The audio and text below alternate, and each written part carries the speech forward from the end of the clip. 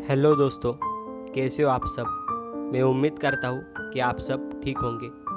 दोस्तों, मैं सुमित आपका स्वागत करता हूँ हमारे यूट्यूब चैनल पर, जिसका नाम है मिस्टर कस्बे। तो दोस्तों, आज जो कहानी मैं आपको सुनाने जा रहा हूँ उसका नाम है फिर शुरू हुई अधूरी कहानी। तो दोस्तों, मेरी जो पहली कहानी थी जिसका नाम था वो मैसेज वो रिप्लाई, जो मैंने आप सबके साथ शेयर की थी, ये उसके आगे की कहानी है जो मैं आज आपको सुनाने जा रहा हूँ। मुझे उम्मीद है कि आप लोगों को ये कहानी पसंद आएगी। और मेरी जो कहानी की सीरीज़ है जिसका नाम है कुछ मेरी कहानियाँ, ये उसका 7वां पार्ट है। तो इस कहानी को ध्यान से सुनिएगा। सबसे पहले हम उस पुरानी कहानी का रिकैप सुनते हैं और फिर हम आज की कहानी शुरू करते हैं, जिससे आप दोनों कहानियों को एक साथ कनेक्ट कर पाओगे। तो फिर चलिए अब रिकैप शुरू करते हैं। तो जैसा कि मैंने आपको पहली कहानी में बताया था कि मैं कॉल सेंटर में जॉब कर रहा था और एक दिन ट्रेन लेट होने के कारण मैं प्लेटफॉर्म पर बैठे हुए फेसबुक मैसेंजर यूज़ कर रहा था। तो मैंने देखा कि फेसबुक मैसेंजर पर मुझे एक मैसेज आया हुआ है और ये मैसेज मेरे एक बहुत ही पुराने दोस्त का था, जिससे मैंने 2 साल तक कोई बात नहीं की थी। और ये वो लड़की थी जिसे मैं हमेशा से ही पसंद किया करता था। तो अब चलिए इस कहानी को शुरू करते हैं। इन 2 सालों के दौरान मुझे कभी भी उसकी याद नहीं आई थी, और अगर वो रास्ते में कहीं दिख भी जाती थी तो उसे देखने का मेरा मन नहीं करता था। और मुझे लगा नहीं था कि हमारी दोबारा से कभी बात भी होगी, लेकिन वो हुई पूरे 2 सालों के बाद। और अब जब मैं जॉब कर रहा था तो मैं आपको बता दूं कि हमारे कॉल सेंटर में मोबाइल जो है वो लॉकर में रखने होते। मोबाइल यूज़ करने की हमें परमिशन नहीं मिलती, और ऑफिस छूटने के बाद हमें हमारे मोबाइल दिए जाते थे। तो जब भी मैं मोबाइल डेटा ऑन करता था तो उसका मैसेज रोज़ ही आया करता था, और मैं जैसे मुझे वक्त मिले उसे रिप्लाई दिया करता था। और घर जाने के बाद भी हम दोनों की देर तक बातें चलती रहती थी। सुबह जब मैं ऑफिस जाने के लिए निकलता था और मोबाइल डेटा ऑन करता था तो सबसे पहले गुड मॉर्निंग का मैसेज उसका ही आता था।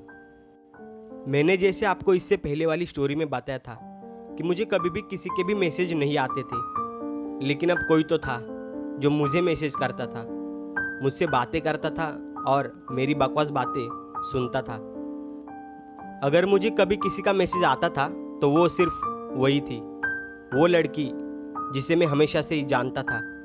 वो जब भी मेरे आसपास होती थी तो मेरे दिल की धड़कनें तेज़ हो जाया करती थी, और मुझे पता चल जाता था कि वो मेरे आसपास है।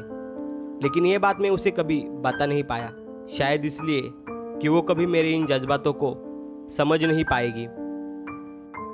और वक्त ऐसे ही आगे बढ़ता रहा, दिन ऐसे ही गुजरते गए, और अब हमारी बातें भी बढ़ने लगी थी और हमारी दोस्ती और भी ज़्यादा गहरी हो रही थी।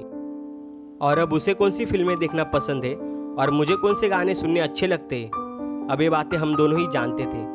और जब तक हमें नींद नहीं आती थी हम दोनों तब तक बातें किया करते थे, और ये सिलसिला ऐसे ही आगे चलता रहा। और हाँ, एक डायलॉग था जो हम दोनों में बहुत फेमस था। वो हमेशा मुझसे कहती थी, तुम बहुत टैलेंटेड हो, और मैं बोलता था, टैलेंटेड तो मैं बचपन से ही हूँ, पर कभी घमंड नहीं किया। और इस डायलॉग पर वो बहुत हंसती थी। हमारी बातें यूं ही चलती थी। मैं रोज़ ऑफिस से लौटने के बाद उसे मैसेज करता था और हम दोनों देर तक बातें करते थे। ये सिलसिला ऐसे आगे चलता रहा। और एक दिन कोरोना वायरस की वजह से लॉकडाउन लग गया, सबके काम बंद हो गए और सब लोग घर पर ही थे। तो अब हम दोनों को और भी ज़्यादा वक्त मिल गया था बातें करने के लिए। तो लॉकडाउन में हम दोनों दिन भर बस बातें ही किया करते थे। लॉकडाउन की वजह से लोग बहुत परेशान थे क्योंकि सबके काम बंद हो गए थे, लेकिन मैं बहुत खुश था क्योंकि हम दोनों को अब बात करने के लिए और भी ज़्यादा वक्त मिल गया था। तो फिर चलिए दोस्तों, आज के लिए बस इतना ही। इसके आगे की जो कहानी है वो मैं आपको फिर किसी दिन सुनाऊंगा, और उस कहानी का नाम है वो, मैं और इंस्टाग्राम। और मुझे आप लोगों को एक जानकारी देनी है। हमारे चैनल के जो कुछ वीडियोस है उन पर कॉपीराइट लगा है, तो मैं उन वीडियोस को रिक्रिएट करके रिपोस्ट करने वाला हूँ। आप बस हमारे चैनल के साथ बने रहिएगा। और हमारी आज की कहानी को सुनने के लिए आप सभी का धन्यवाद।